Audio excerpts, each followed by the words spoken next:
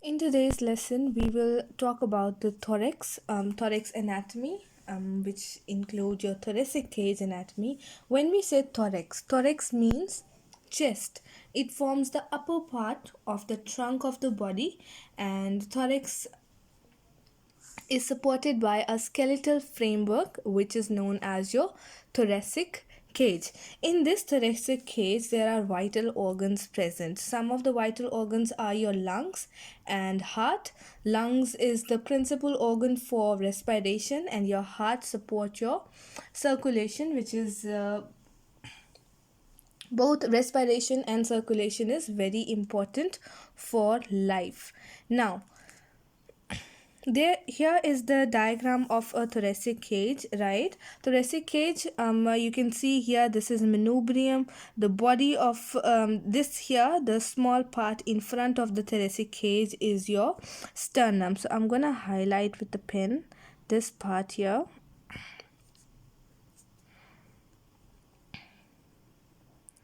On the diagram is your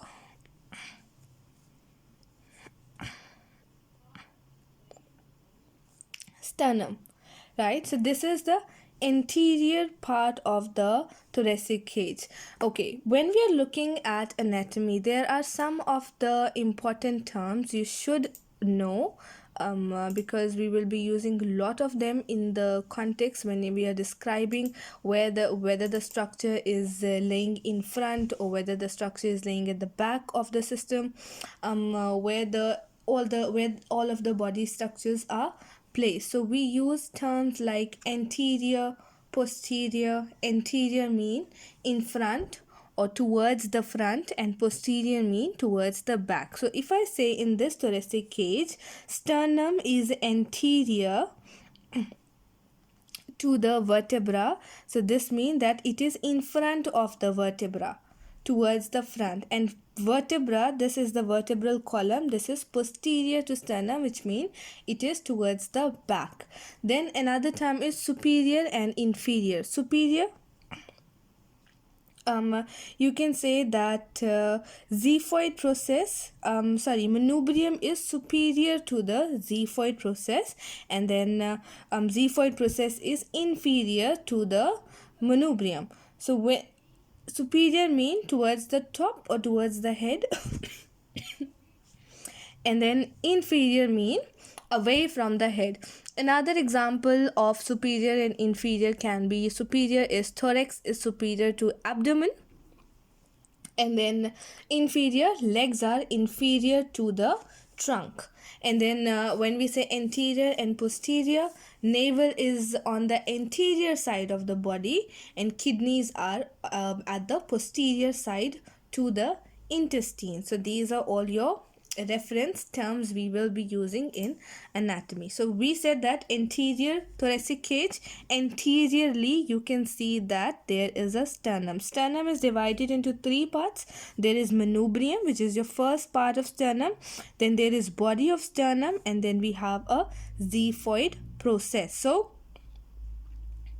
you can use mnemonics like BMX, which means that B stands for body, M stands for manubrium, or X stands for the xiphoid process. So I'm writing here BMX. This will remind you, help you remember the parts of sternum. There is manubrium, body, and then xiphoid process. Then thoracic cage, we say that this is osseo-cartilaginous elastic structure.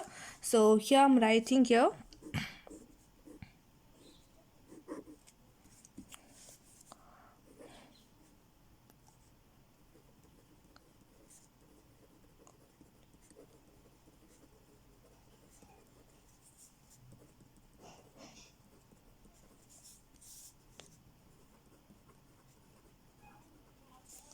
Okay, when I say that osteocartilaginous elastic structures, which mean that thoracic cage is made up of osseo, which mean bones, cartilages, and it is elastic. Why elastic? Because when we are breathing, the thoracic cage will expand and contract. So this is osteocartilaginous elastic structure.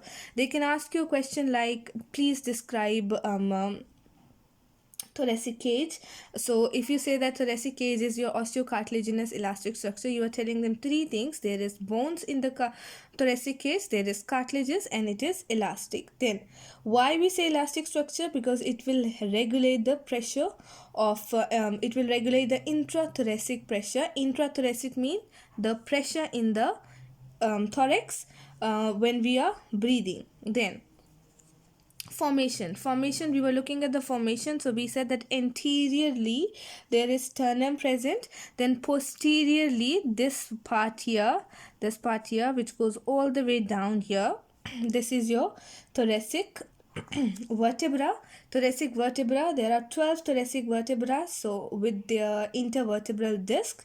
And then on the lateral side, what do you understand by lateral? This is the good question. When we say lateral, we means towards the side of the body. So for example, if I'm referring to the head, so we will say that ears are lateral to the head. So if anteriorly sternum is present, and on the sides you can see that there are ribs coming out of sternum and which are joining at the back towards the vertebra. So we say that on the lateral side there are 12 ribs with cartilages which are present in the thoracic cage.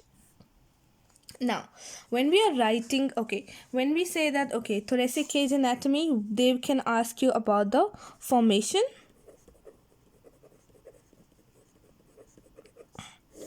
So formation, you will tell them that on the front side, on the back side, and then on the lateral side, which means on each side what are the organs present. We said on the front there is sternum, posteriorly there is vertebral column, or you can say spine, plus your intervertebral disc, and on the lateral side there are ribs present. Now coming to the ribs part, ribs can be your true ribs and your false ribs. There are two types of ribs present in the human body. There are true ribs.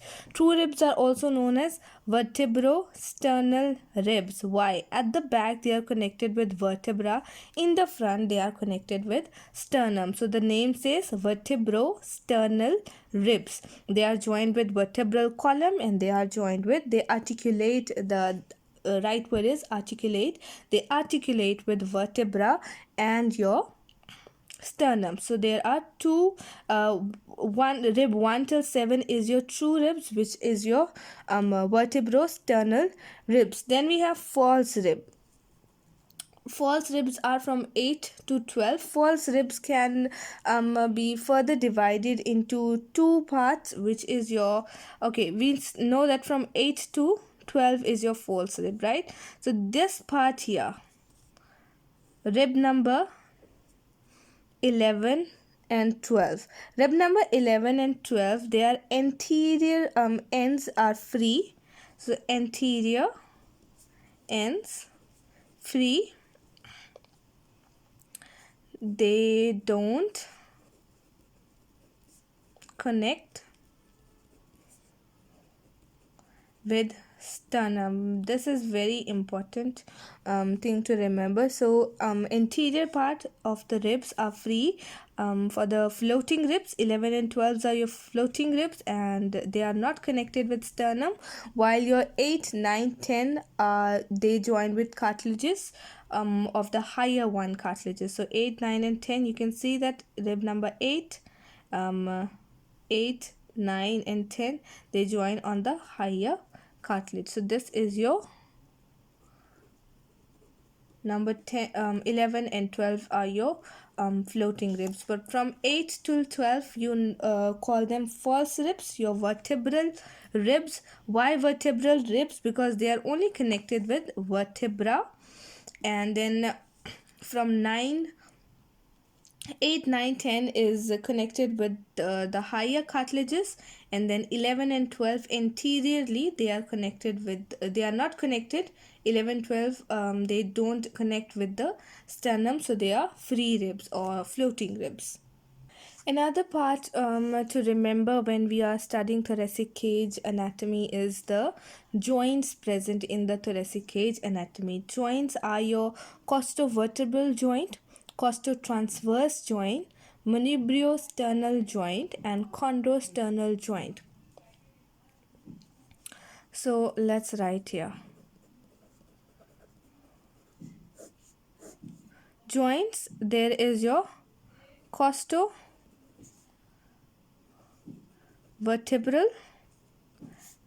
Another joint is your costotransverse.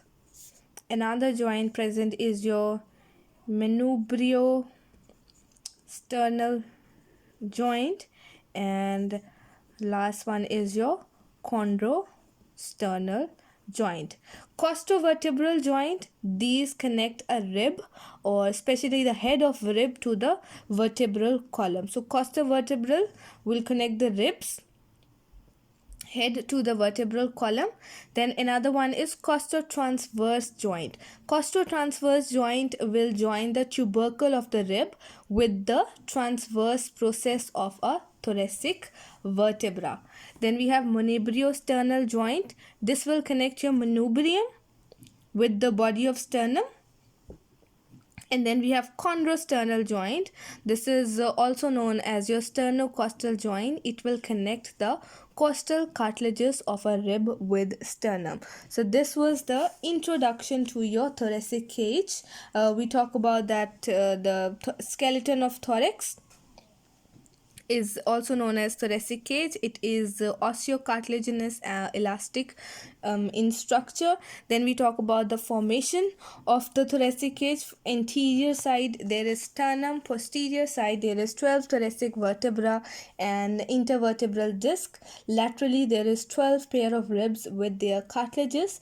And then we talk about the ribs type. There are true ribs and false rib. Vertebrosternal ribs are your true ribs. There are 7 pairs of them which articulates directly with sternum. Then we have false ribs. Among false ribs there are 2 floating ribs, which is your 11th and 12th rib, with their anterior ends free. They do not connect with sternum. And then 8, 9 and 10th is cartilage. They join the cartilage, higher ones. So 8, 9, 10 cartilage joins the higher one. Then we talk about the joints. Costovertebral joint connects a rib to the vertebral column.